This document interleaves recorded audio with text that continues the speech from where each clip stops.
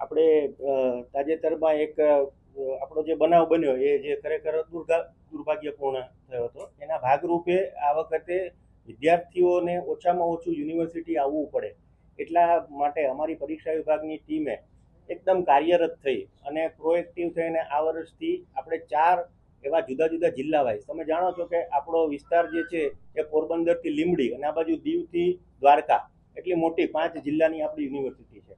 ઘણી વખત શું થતું હોય છે કે વિદ્યાર્થીઓને બહુ લાંબા અંતરેથી રાજુલા કે ધારી આવા અંતરેથી સાવરકુંડલાથી અહીંયા ધક્કો ખાવો પડતો ખાલી એક પરીક્ષાના કોઈક નાના કામ માટે, માર્કના સુધારા માટે અથવા તો ટ્રાન્સક્રિપ્ટ માટે. તો આ બધું અટકાવવા માટે વિદ્યાર્થીઓ માટે એક આપણે 4 સહાયતા કેન્દ્ર જિલ્લા વાઇઝ શરૂ કર્યા છે, જેથી કરીને એ જે સહાયતા કેન્દ્ર છે એ પોસ્ટમેન જેવું કામ કરે. ત્યાં આગળ એ વિદ્યાર્થીને અહીંયા ન આવવું પડે એટલો જ હેતુ છે. એટલે એ ત્યાંથી એના ફોર્મ છે એ ભરાવાશે, સ્વીકારાશે. આનું મહેનતાણું પણ જે તે કોલેજને આપણે આપીશું મહેકમ પ્રમાણે, અને યુનિવર્સિટીની અંદર નિશ્ચિત કરેલા દિવસે અઠવાડિયામાં એક વખત એ લોકો અહીંયા આવી અને એના ફોર્મ ને બધું અહીંયા જમા કરાવશે. એના કારણે આ જે પછી જે વિદ્યાર્થીને અહીંયા સુધી પોતાને આવવું પડતું હતું, આ માનો કે 15 વિદ્યાર્થીઓ હોય અને આ બાજુ આપણે ધ્રાંગધ્રા કે ત્યાંથી કંઈક અહીંયા આવતા હોય તો એ બહુ મોટો ખોટો ધક્કો થાય એવું છે, એમાં બધો વ્યય થાય છે. એટલે આવા સહાયતા કેન્દ્રો એ અમારી પરીક્ષા વિભાગની ટીમે આ સજેશન કરી અને બહુ સારું સજેશન હતું, એટલે એનું આપણે તાત્કાલિક ઇમ્પ્લિમેન્ટેશન કરી દીધું છે.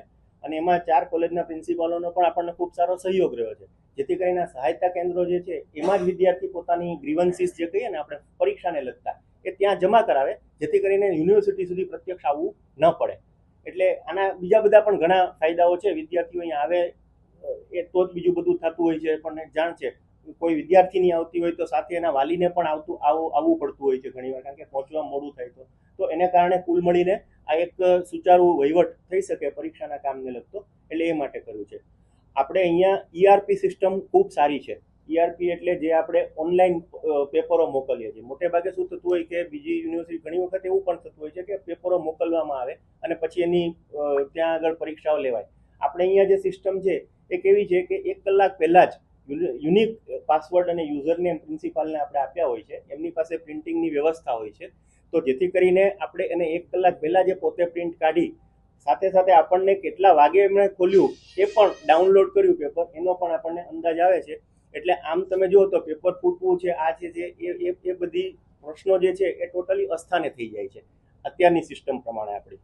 એની સાથે સાથે એવા પણ આપણે સૂચનો ઘણા બધા અહીંયા આપ્યા છે. મેં અહીંયા ચાર્જ લીધો એ પછી કે ભાઈ જે પરીક્ષાનું કામ છે, એસેસમેન્ટનું કામ ખાસ એ થોડું સત્વરે થાય, જેથી કરીને આપણે જે પરિણામો જે છે એમાં વિલંબ થતો હોય છે ઘણીવાર, તો એ વિલંબ છે એને આપણે નિવારી શકીએ.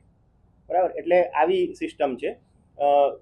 બીજા જે કોર્સિસ છે આપણા કે જે કાઉન્સિલને આધારિત છે, માનો કે મેડિકલ કાઉન્સિલ છે, બરાબર, એ સિવાય બીજી 12 કાઉન્સિલ છે. તો લોના છે કે મેડિકલ છે, પેરામેડિકલ, એના કાઉન્સિલના આધારે એ લોકોની પરીક્ષાના નિયમો છે એ આપણે એને બંધાયેલા છીએ. તો એ પ્રમાણેનું કામ આપણે અહીંયા કરીએ છીએ. એટલે કુલ મળીને પરીક્ષા વિભાગ છે એ ફૂલ પ્રૂફ થાય આપણો, અને એમાં ગેરરીતિના ખૂબ ઓછા બનાવો આપણે બને, પરિણામ ડીલે ન થાય, માર્ક્સની અંદર બહુ વધારે સુધારા ન આવે, અને એ જૂની એક ઈડીઆઈસી સિસ્ટમ હતી એને પણ ફરીથી પાછી આપણે પુનર્જીવિત કરી અને રીએસેસમેન્ટમાં બહુ મોટો જે ફરક આવતો હોય, આમ તમે જુઓ તો 7 થી 8% રીએસેસમેન્ટ ફરક આવે છે.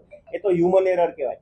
હું તમને પેપર ચેક કરવાનું કહું ને 1 મહિના પછી એમ કહું કે આને આ કરો, તો એની અંદર 5-6 માર્કનો તો તફાવત હ્યુમન એરરથી પણ આવતી હોય, બરાબર. પણ એમ છતાંય આજે એમાં બહુ મોટો ફરક આવતો હોય, જ્યારે 20%, 22% આટલો મોટો ફરક આવતો હોય, તો આપણે એ અધ્યાપકોને પણ ઇન્ડિવિજ્યુઅલી એમાં સૂચના આ વખતે આપી છે કે તકેદારી રાખી અને પેપરનું એસેસમેન્ટ આપણું થાય.